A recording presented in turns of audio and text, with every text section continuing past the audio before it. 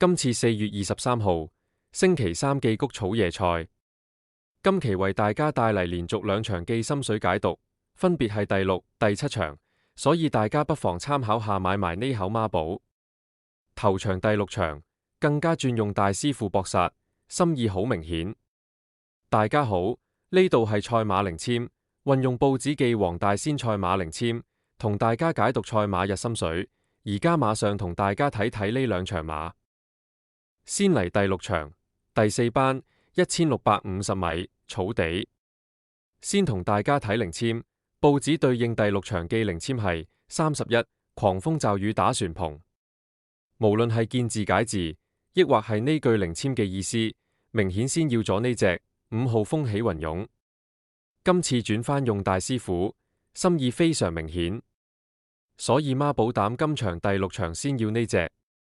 河邊記桃花亦都因為狂風大雨，吹到滿地都係，所以第2隻我係選擇咗2號滿心星，取馬名當中記滿字。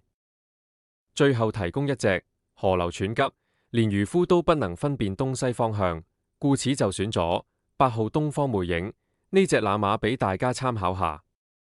總結一下第6場，第4班1650米草地。心水解讀分別為孖寶膽先係5號風起雲湧，配腳有2號滿心星同埋8號東方魅影。接住落嚟就睇下一場第7場第3班1200米草地。今場記靈籤係第43籤，只因直間怒天顏。韓愈被皇帝斬，源自於佢直間觸怒皇帝，先取馬名當中記元字。今場記孖寶膽就選6號電元之駒。